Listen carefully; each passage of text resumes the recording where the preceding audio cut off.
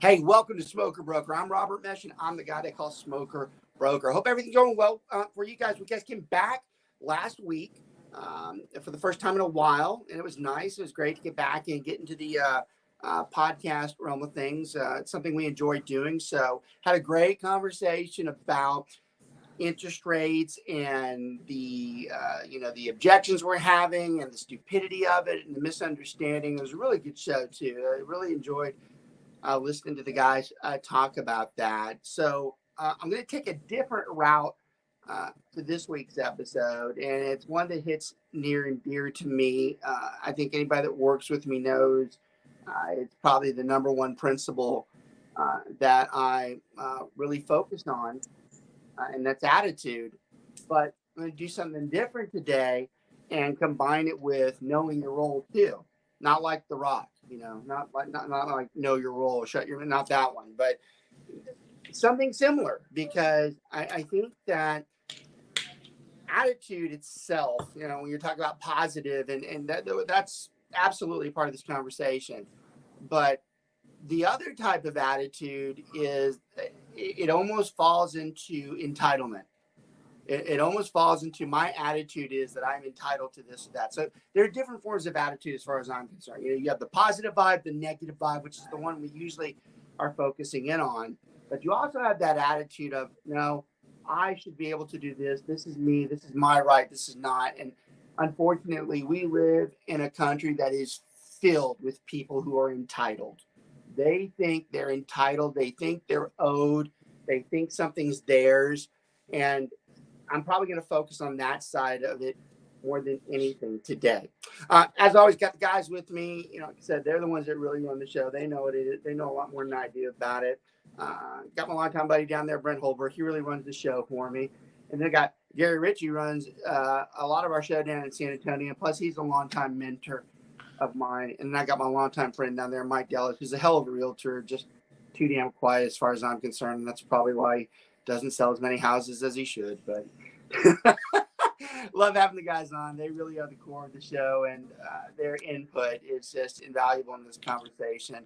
And I probably wouldn't want to have anybody else on a show like today, because each of them are probably the best representations of the type of attitude you want to have. You're not going to have.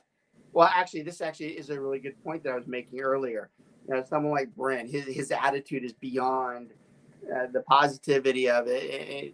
It's what makes him go. It's what makes him capable of doing the things they do. But then you can do the other type of attitude. Does Brent have attitude? I'm like, oh yeah, he's got plenty of that. So there's two different sides of it. Mike's a good example.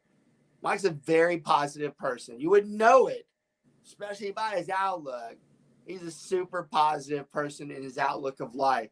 If you look at him, you'd swear he's just like lost his 10 dogs or whatever, and someone just shot at him. But his attitude internally is good, right?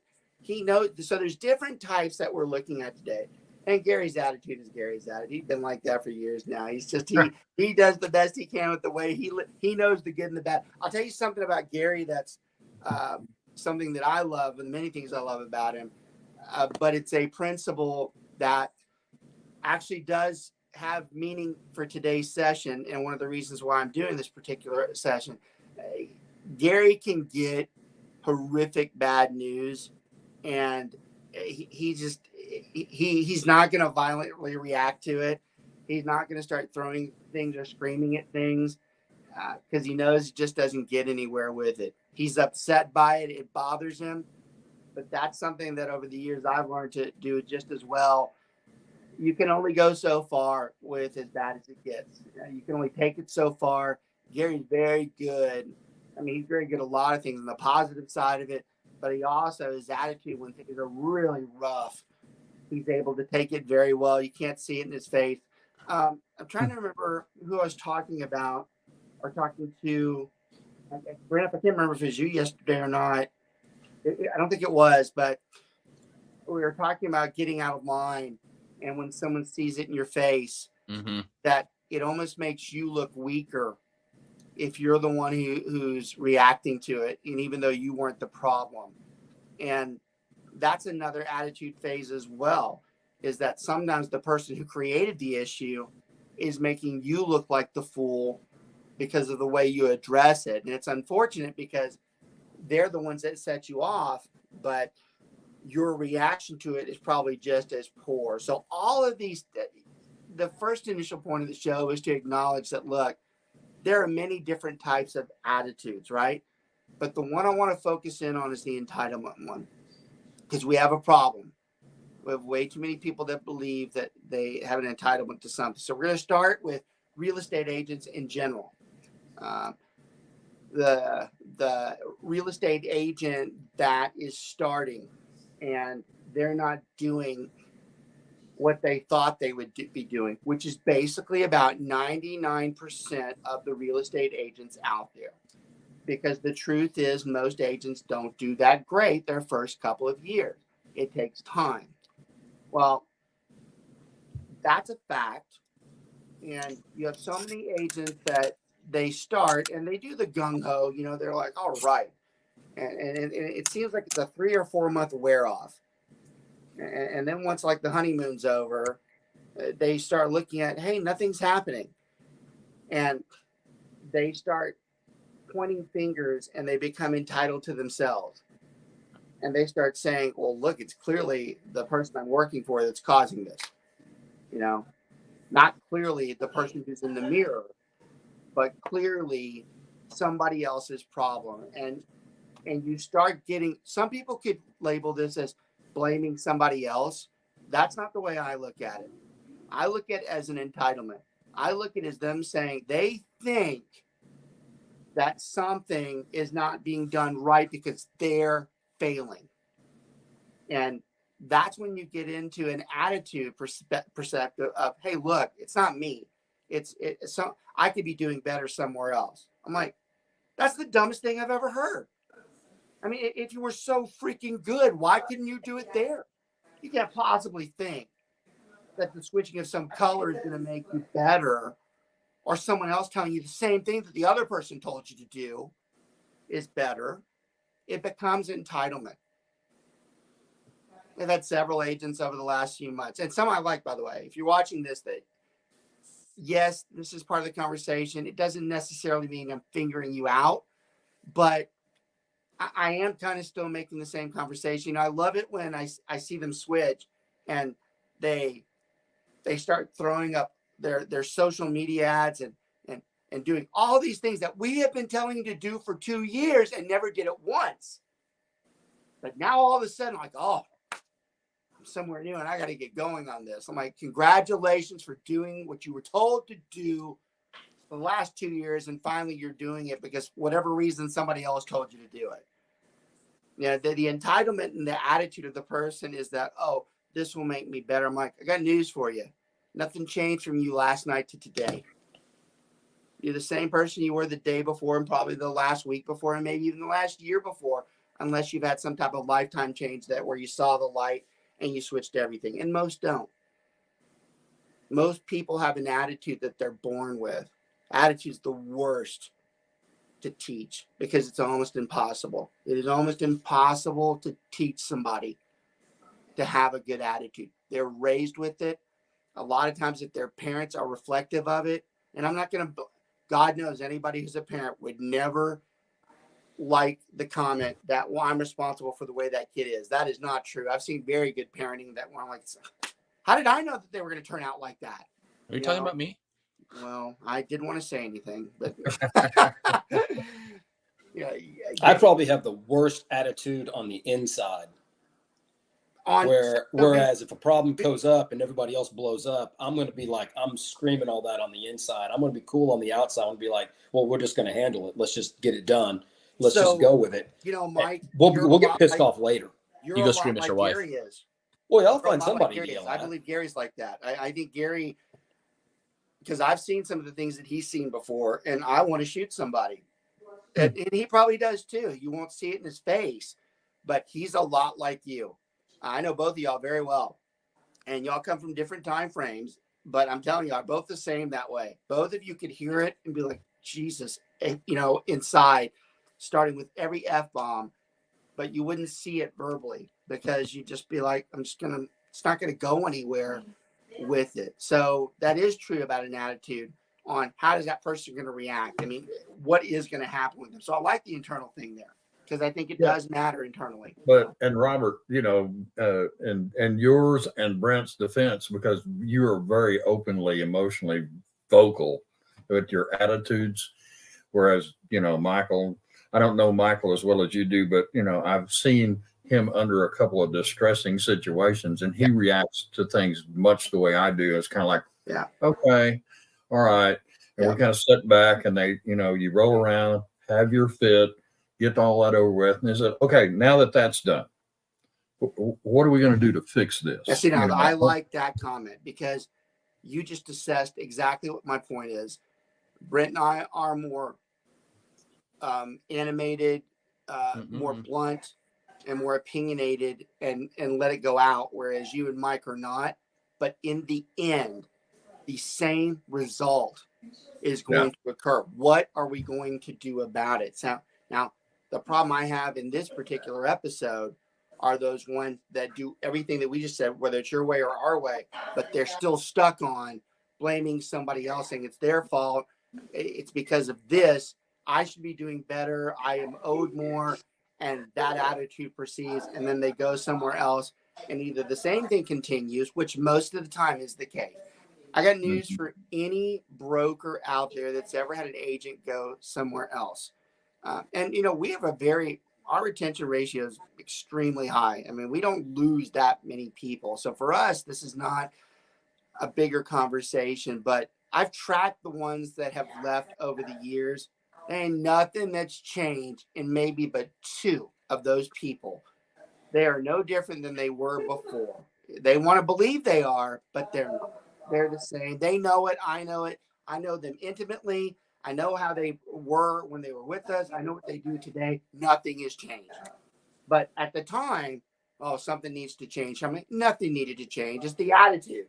It's your attitude that you felt needed to change, but really it was your attitude that should have changed where you were at. And you start realizing that the problem is in front of you and you got to fix it. If you felt like you were owed something more because somebody else is going to give you something more or something less, and you were going to be better off. And that's where that entitlement comes into.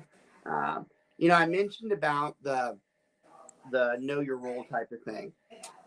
So the know your role type of thing comes from you're starting to also get to a society that has people that are coming into an industry with no experience at all, 0. And they're starting to make claims or demands of other people. They're the ones that are saying, this is the way it needs to be. Sometimes when I'm doing any type of, whose background is that? Can you guys hear that background? Hey, Mark, I don't know if that's yours or not, but we can hear whatever's going on in the back, or whoever that is, Bellis, or I don't think it's any of you guys, but we can hear background, whoever it is. All right. Anyways, but you start getting into these people where it talks about their roles and stuff. They actually think it's their place to say something. They think it's their place to make comments. Someone who's new, well, that's not the way I would do it. I'm like, great. I'll just put my 25 years aside and we'll go with you since you know so much.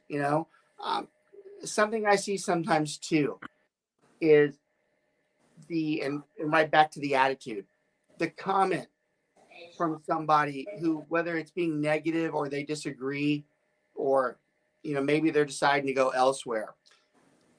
They want to give their opinion on what you should be doing. I'm like, let me get my pad and pen and listen with your vast experience. The entitlement of that person. I'm like, you're kidding me, right? You're telling me in the year that you've been doing this what to do. If it's someone like Gary telling me that, I do have my pad and pen, and I am listening, and I am sitting there saying, okay, I'd like to hear it. But the person that's been doing it a year, 2 years, 3 years, I'm like, you're joking, right? What attitude did you have to make it think that you're going to offer some type of change when you haven't even seen what it is that we do? And that entitlement level That's where you start getting to know your role. I'm like, you really ought to back down and look at where you're at right now and really think, am I the one that should be making that comment? Am I the one that should make that type of comment to this type of particular person? Because that's where entitlement crosses in. Someone who has no business saying something like that, or the way they talk to you. I think that's the one that gets to me a lot too. I don't mind pretty much anything, but attitude, I'm super big on. And it's amazing when someone who's new to an industry that you've been trying to help, that doesn't know much, and they throw attitude back at you. I'm like, oh, that's just great. I go, that's great that you're at this point in your life that you think you're the one that should be talking to someone like a supervisor or anybody else that way. Like, who taught you that? Where did you grow up and say, this is okay? I'm not going to listen to them. They're not doing what they're supposed to be doing. Again, different if it's somebody that's been in the industry as long as you. And that's why we're talking about know your role. I don't want you to get lost in this conversation because that's exactly the point I'm making. You got people that are different years of experience. It's one thing to take constructive criticism, but it's another thing to take it from someone who really doesn't even know what they're doing, and they've decided to, give their input and their attitude with it. Even if me and Gary disagreed, I'm still going to listen to him. But someone inside of year 4 that starts barking off and getting upset about something, like, how are you raised to talk to someone at 2 different levels? And you're like, that's okay with you. How do you inside say, I think I can teach this person something. I think I can tell them something. I'm like, what? What? You haven't even tried this yet. You don't even know. I mean, I appreciate you saying you have an issue, but, and just so you guys know, this is from a series of events from not even necessarily in my life, but in other people I've been listening to for the last 3 or 4 months, just watching the same type, whether it was mother, father, whether a son, father to son, mother to son, whether it was peer to peer, friend to friend. I've seen this multiple times where I'm like, why would that person even think that that's their position to say and that they feel entitled enough to say that? So you get to know your role that says, I'm out of that role and I'm going to say this. And then you get the attitude that makes you think that you can say it. And you combine the two, and it's a toxic environment. It's a bad thing because you got someone who's really talking to them like, I'm not so sure that you're the one who should do that. You've got people who you show how to do things and they embrace it. And then they become entitled enough to think, well, I can do that better. I'm like, well, you're welcome for us showing you how to do that. You're welcome that we've taken the time and the blood, sweat, tears, and beers to do it. But it's pretty awful that the response is, hey, look, I can do this better than you can. You suck. I don't like it. I can do better this way. So I'm just going to go ahead and do it. I'm going to use the things that you showed me how to do, and I'm going to be better. I'm like, okay, great.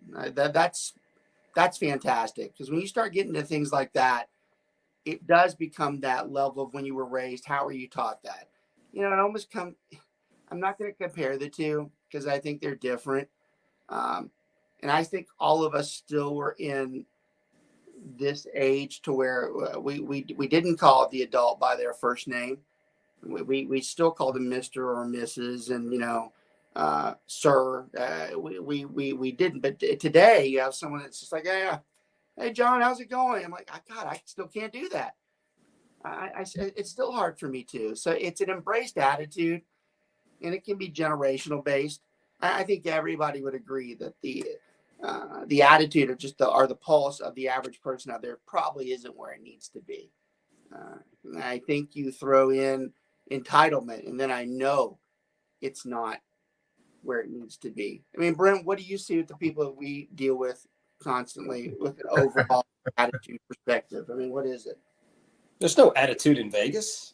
No. Yeah, right. No, not at all. No, I mean, it's just everybody thinks that they're experts, right? I mean, there's so much information out there, which is a great thing, but Yeah. remember, a little bit of knowledge is enough to do a lot of damage, Yeah. a little enough to be dangerous. And uh, especially when you have a client that's asking for your advice, but they're not really looking for your advice. It's confirmation bias. They want you to reaffirm what they think the answer is, and anything that goes contrary to it, if you're not speaking from a position of authority and confidence, they're going to walk all over it. I mean, we see our agents all the time. That's probably the number one thing we deal with is problem buyers, problem sellers. And Yeah. it all could have been avoided if there was trust from the beginning. Yeah. Yep. I agree. So you have the attitude from the other side of it. And it's a good one to bring up, where the client does feel like they know better or knows more. And I'm like, I don't know how you got to that conclusion, especially if the agent's been doing it for 10 to 15 years and, all of a sudden you've never done it before and you feel like your input's going to really change this. It's an attitude. It's an attitude that they Hey, believe. Robert. Yeah. I think a lot of that attitude comes from, the media we're on right now. And quite honestly, I run into it on a day-to-day basis. You and I are both instructors. Yeah. And we stand in a classroom or get online with 200 to 300 people a month or in a session. And I can tell you quite honestly, 2/3 of them in the room or in that session are not paying one bit of attention to what we're telling them because they already know everything. Yeah. Because they're Or they're going through the motions. That's even worse. yeah. Going through the motions of someone said, hey, you should do this. And it's just there. And, it is tough. And I'm in front of large groups of people all the time. And it doesn't matter whether it's my guys at school in some type of presentation. Most of the people out there, their level of paying attention to that person that's talking to them, it's almost like you want to say, well, why were you sitting there? Why'd you come? Because it should have been because the person that's talking is the one that you wanted to listen to. Yet now your eyes are dropping, you're sleeping or whatever, or you're disagreeing. I'm like, why'd you come? I mean, I don't get it. I mean, you were there for a reason. And I like that example because that too is the attitude side of it. The attitude side of, why are you off? I thought you came to learn. It's a terrible reference, but it's I'm like the king of B-rated movies. It's like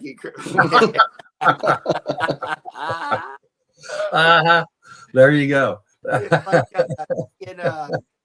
in Karate Kid 3 where he's making him hit the boards and stuff, and he starts complaining. He goes, "Did you come here to be taught or to be to teach?" I mean, because it's a stupid analogy, but it's true. I mean, you're just like, what makes you think that attitude is the one that you should have? I mean, if the person's an idiot that's talking, that's one thing.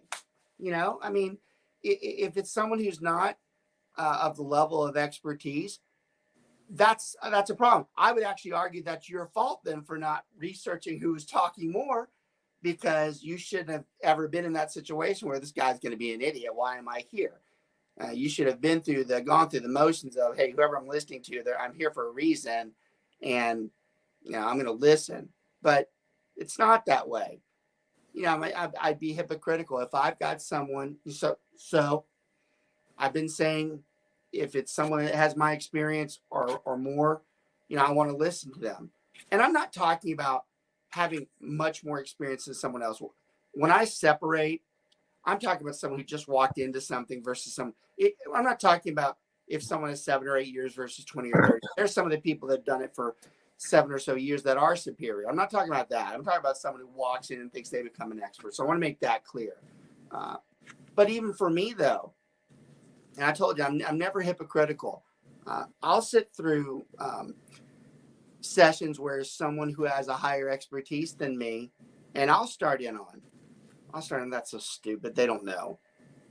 And I sometimes have to back up and go, well, they do know a lot more about that than I do. Maybe I have the wrong attitude right now. Maybe I should stop and just listen a little more and be open to what they're saying. And I like to use my downfalls to anybody And because I believe, we're all human. And I think if you don't show that you have downfalls, that you think you're just perfect. And I'm far from it. You should see Robert when he walks into a Dickie's barbecue. It's just Well, Wait a minute. First of all, you'd never see Robert walk into a Dickie's barbecue. ever, That's true. ever, That's true. ever. Do you know the other part of this is the other word that's missing from this title is, it's attitude and perspective, because you're going to get an attitude from 5 different people who you got a broker that's done it 20 years. You got an agent that's done it 4 years, 10 years. You got an investor that's bought 100 homes. Everybody's got a different perspective on what their attitude should be. And they all have been on the opposite side of the transaction, whereas an agent or a broker sees both. So it's a different perspective about the same attitude. Yeah, Mike, that's a great freaking comment. In fact, if I could go back and change it, I would, because the more I think about it, especially in some of my personal issues, that is the exact problem. It becomes the perception. And what I really love about that comment, because it's got the true heart and soul of this issue today. The problem is that the perception is off. The attitude is going to fit the perception. And that attitude, if it's geared towards that perception, you're screwed one way or the other, because now you're on 2 different planes.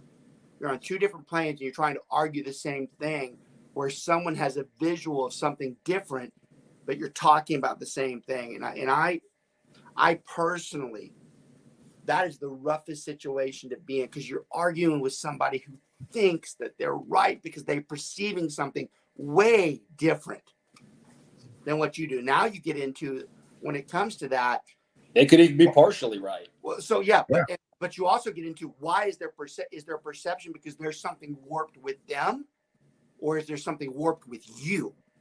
And that's where you really start getting, because you have to, and I find myself doing this all the time.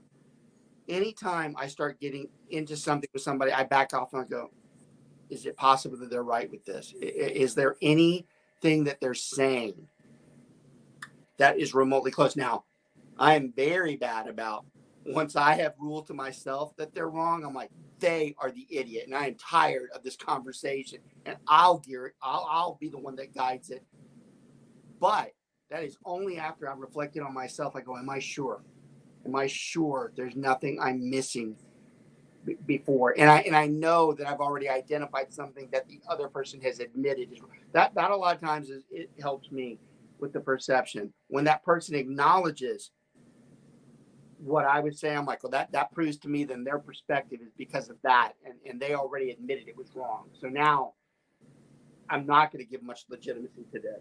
So that is a great conversation, because I do believe that is one of the channeling problems, is that some people are talking about the same thing, and they do believe in emotionally they're correct, but their perception's off. And because the perception's off, that attitude is going to reflect that perception. That is a great freaking comment. It applies to so much. I mean, if you really look at almost every disagreement, argument, or just not happy about how someone's performing, it can probably be geared towards that. There's probably something in there that says, well, I thought I was going to do this, but you're doing that. And then the attitude reflects it. Well, and I think too, it depends. Like, let's say, you're dealing with, if you're a listing agent, you're dealing with a buyer or vice versa. As long as that other person isn't just being a jerk, right? Trying to just be mean, reminding your clients and yourself that everybody wants the same thing here, right? Those people want to buy that house. These people want to sell it. So let's just accomplish the goal. Yeah, you're seeing too, this is exactly what I was talking about, Brent's attitude at the beginning. And he knows well documented with why I think the way I do about him in there. But that comment he just made is exactly what I'm saying. In the end, if our attitude is, hey, look, we all want this to work out the correct way, then everybody's going to make the effort to do it.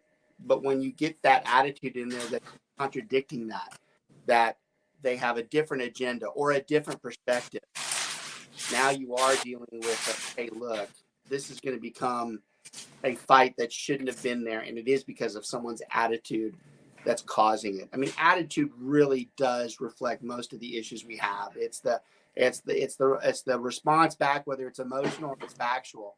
the response that's coming back is usually going to be the difference on, is this going to be a positive or a negative conversation? And to throw on top of that, it's one of those situations that you need to try to be a little bit empathetic, and where are they right now, and what's the emotions involved? We're dealing with a lot of people who are, okay, I'm going to just say it, of a more mature level nowadays. Yeah. And this may be we're dealing with one right now in a transaction without getting into too much depth. This lady is trying to liquidate the estate of her family, and it was built by them originally in 1971. They are the only owners ever. And she had to go through the entire process of dealing with her siblings and go through the emotion of liquidating her mom and dad's estate and so forth. And they haven't updated it in many, many years, but she's having a hard time turning loose. And so you don't want to lose patience with somebody like that. Yeah, because her Even attitude is reflective of that right now. I mean, it's reflective Bingo. of a hard time she's going through. Yes. You know, at that point, you were much more polite than I'll be on. But it's a different conversation, but it's not. Sure. The other thing that we suffer from is it's not just of what you said, empathetic, which I love. I try. Most people do not think I'm an empathetic guy, which is really crushing to me, because I don't think there's anybody that's more empathetic than me. I try very hard. Just the pathetic part. I didn't argue that. I just said empathetic is true too. But I try very hard to make sure that what's the other side going through. I mean, most of the people who are really close to me know I try very hard to make sure everybody's happy around me. I want them to be. And that is why it is a crushing blow when someone is not happy. I'm like, how is it that you're like the only one out of the rest of these people that know me, that all I do is try to make it right, and all of a sudden I'm like the biggest villain or the worst person? How the F did we get here? You know, and for me, what do you mean you're not happy? I know. I mean, how did this happen? You know, it's funny you said that, because that's exactly the perception. But the reality is, everybody who knows me does know I'm trying very hard to make everybody happy. How did that person get to where I'm sitting there trying to make everybody happy? But this one is such a gripe or a vice on me. And then he moves to Vegas. I mean, Boom. There you go. That is freaking awesome. You know, the one I'm trying to get to is because there's so much mental health issues in the country, that is distorting to when Gary talks about empathy. That is making it very hard, where you're trying to put yourself in somebody else's shoes. And I'm like, I can't. I have no idea what that person is going through because of their mental status right now. It's clear that there's something wrong, but I don't know what it is, and I don't know how it can be fixed. Most doctors don't know how it can be fixed, and that makes it a very big struggle, because the conversations are geared towards two different planes, two different realities, and it makes it very hard for whatever goal is trying to be accomplished that gets accomplished, because you really are arguing it. I don't want to say it like this because it's not true, but it kind of is. You're having an argument that will never be won by either side. Both sides are going towards a goal that they're like, I know I'm right, they're wrong. Mm-hmm. It's never going to go anywhere. And whereas what Brent said a minute ago, that the positive attitude in all of us is like, look, what do we need to do to get it done? You can have that, but if you've got the other one that is on a plane that is so different, like, well, that's never going to happen because of what they're doing, no matter how positive we are. It is not going to fix that problem. That is something professionally and personally that I go through, and I think a lot of other people go through too. And it comes down to the attitude. Now, we've been talking about for the first, most part of the show, the attitude side. Is it, what role are you in when you say that? What gave you the entitlement to say that? how is it affecting the conversations that we're doing? And that was the most important point I wanted to make today. But there's no way I'm not going to finish the last 15 or 20 minutes of this without discussing the more obvious type of attitude, and it is the optimistic versus the pessimistic. I'm quoted many times, and I think it would be on my epitaph, that I cannot stand the negative attitude of somebody. I just cannot stand it. It takes and sips every amount of effing air out of a room. It deflates any type of conversation that's trying to be had. It deflates everybody's feelings that are in there that, hey, this day's good. Now it sucks because of this person. In my opinion, it's the worst possible thing you could ever be given. And I shouldn't say that or develop, because I think it's hard to teach somebody to have a good attitude. That one consumes me, and I think most everybody else on a daily basis. And it's funny. It's not funny. It's ironic, we should say. It's ironic. Whatever side of the fence you're on. And I do believe there's a fence. I do believe there are positive people and there are negative people. I don't believe that the negative person can truly be positive. That sounds stupid, right? But I believe that. And if they are historically negative, even if they have a good day, I'm like, they are still a negative person. Mm-hmm. I go, they are still capable of sucking the air out of the room if things don't go their way.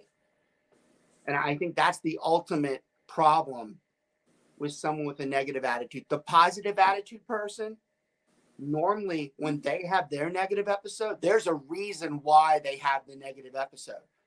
They're not just doing it for feeling wise. They're doing it because something has been done wrong and it needs to be corrected. There's a difference between the two. I always try to stay, keep that positive outlook. But when you've got a seller, you kind of have to be more pessimistic with them to keep their expectations low until we've closed, right? You don't want them to be overexcited, over the moon. Hey, we're under contract. Let's start packing. We're going to move. Like, hey, we've got all these obstacles to hit. Let's not get excited. Keep those emotions low. And that's a hard thing for me, right? Because I want to be excited with them, but I think you're right. You are. I think you're Correct. bordering the line of, is it bad attitude? Is it negative, or is it expectation? I don't think it's wrong to use a negative expectation to create a positive vibe, because that negative expectation, I always use the quote, well, if I look at everything negatively, it can only be positive that comes from it.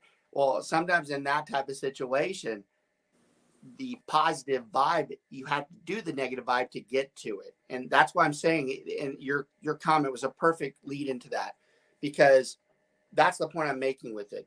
The positive person can do that, but the negative person can never do it the opposite way. That person is always going to be capable.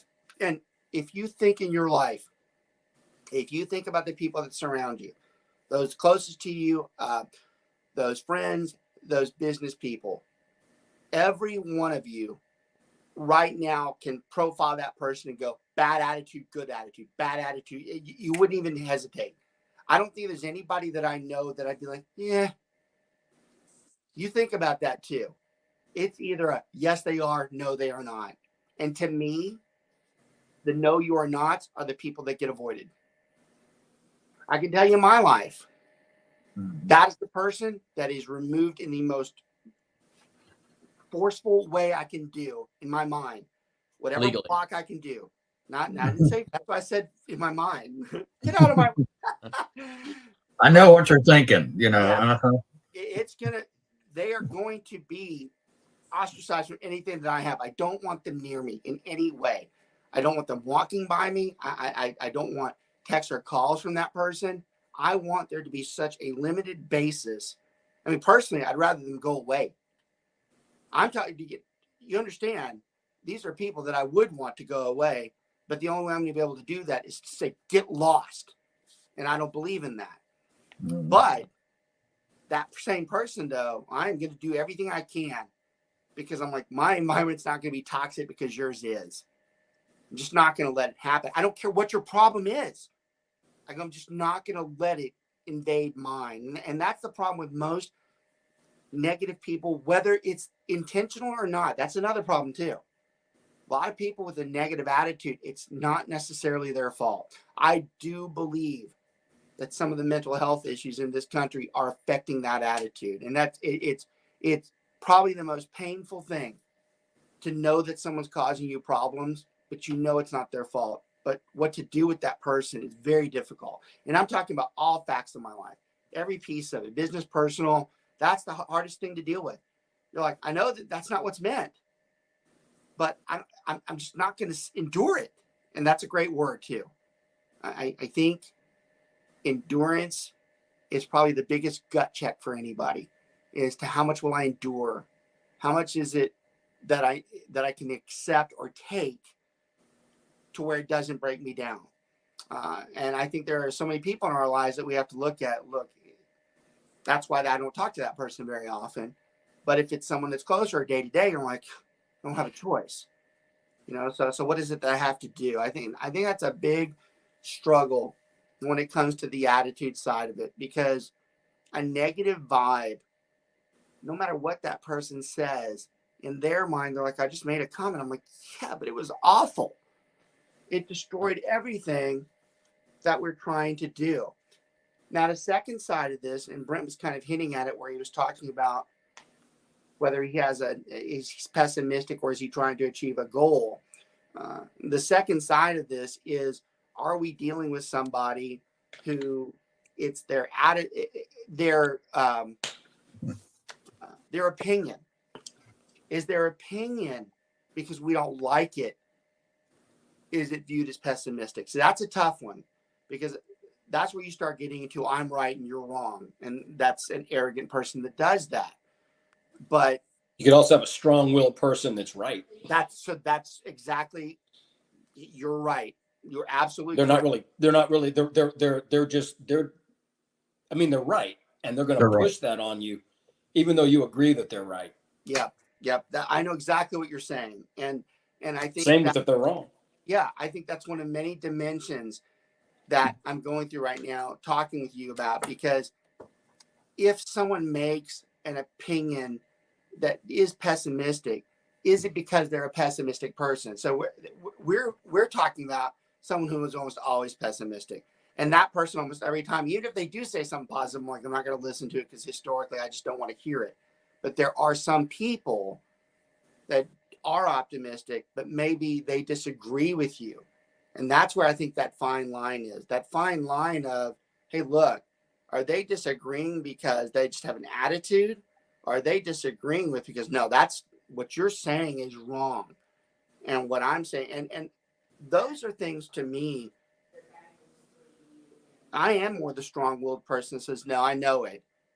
But I can also tell you too, I'm the first one. If I'm wrong, I'm the first one that tells somebody, and you better believe it.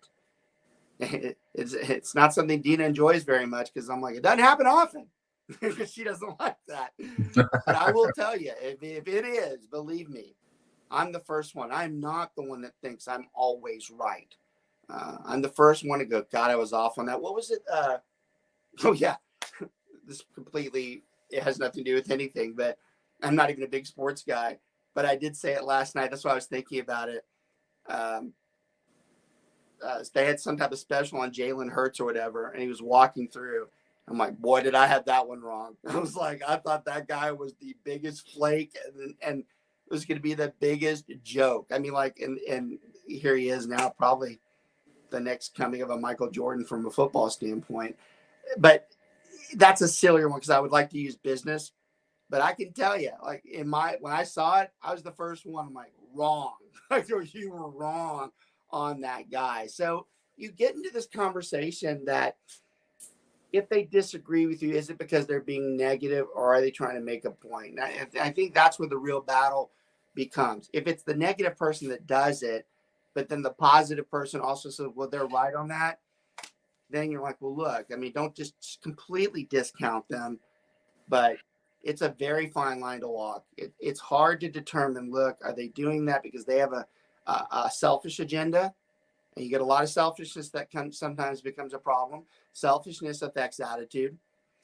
someone basing their opinion off of something that's geared towards them. And anybody that says anything that deters from that, that person's a jerk. So I'm going to be a jerk to them. Now, whether it's intentional or it's even instinctive wise. I do think a person that digs themselves into they dig their feet into the ground and they don't like the topic, no matter what you say, they're going to be against. That doesn't mean that person's a negative person. It just means that they disagree.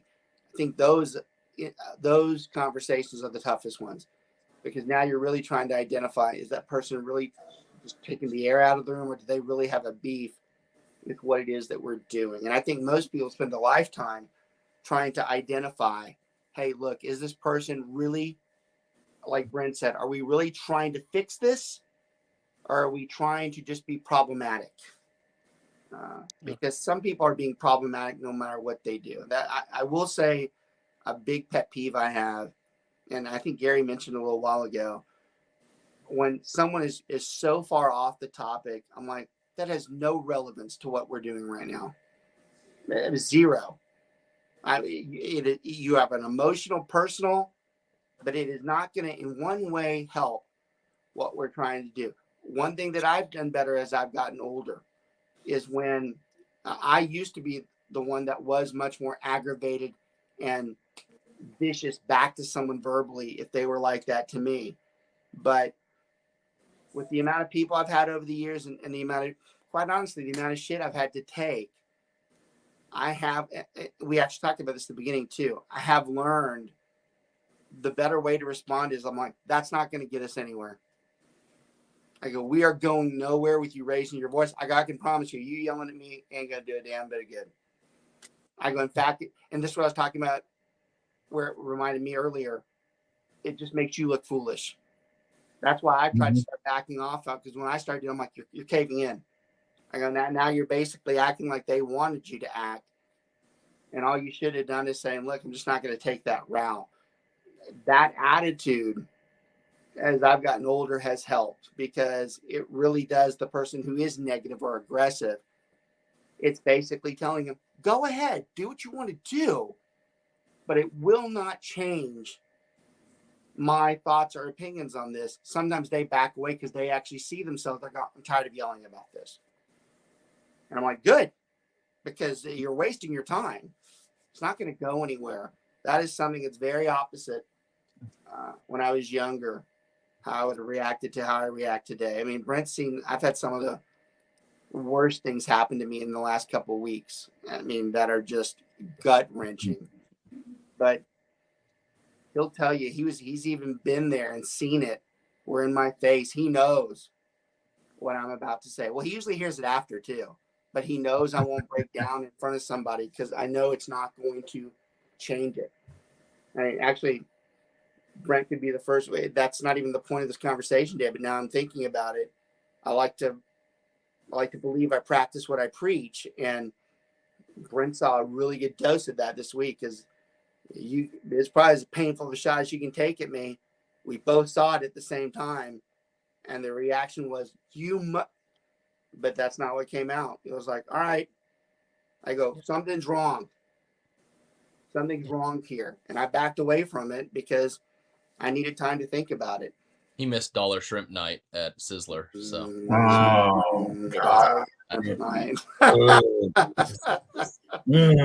I like Dollar Shrimp Night, even if it's popcorn shrimp. I found that I will actually call somebody a jackass in the same tone that I'll tell them they're right. Yeah. I think that's a great quality you have. Yeah. I think that one of your greatest traits is that you are able to keep the same tone, whether it's serious or very upset or just joking.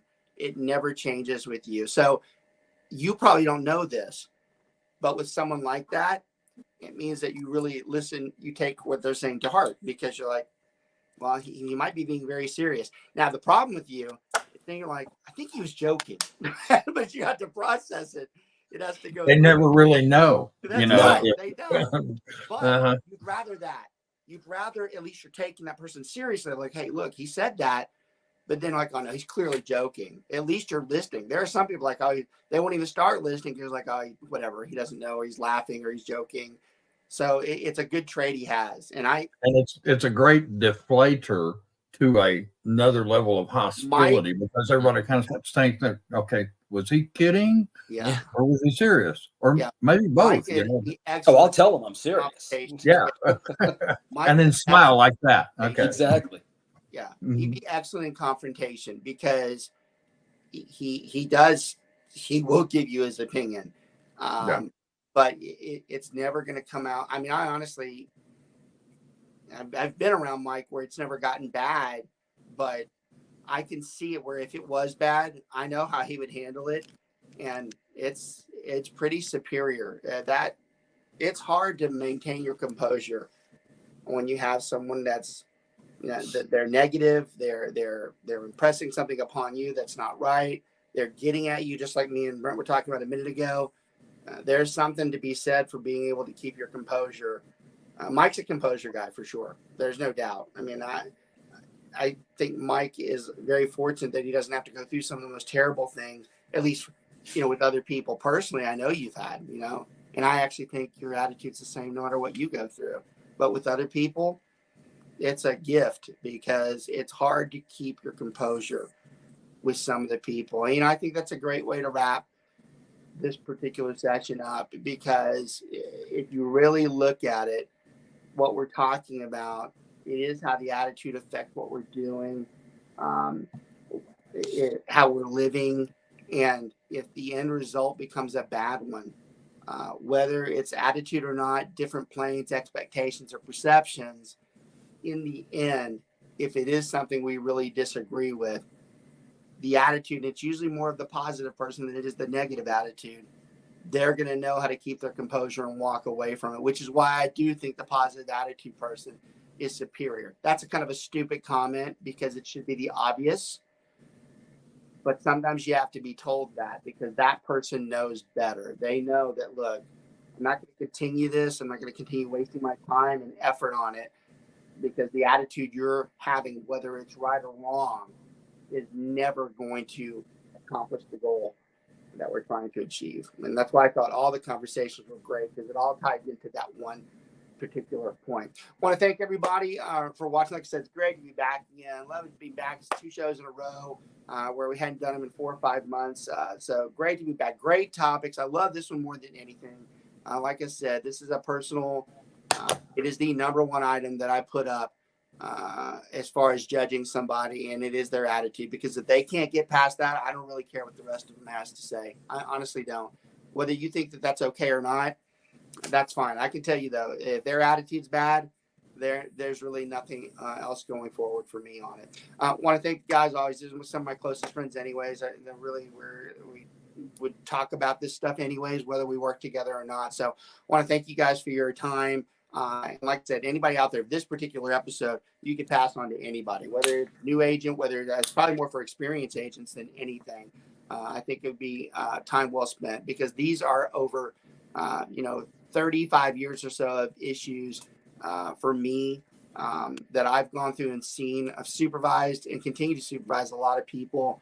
I would think it's relevant, some of the stuff that we're telling you, that we've learned how to deal this through hardcore experience. So hope it helped you out. You guys take care. We'll talk to y'all soon. We'll definitely see y'all next month. Y'all have a good one. Take care.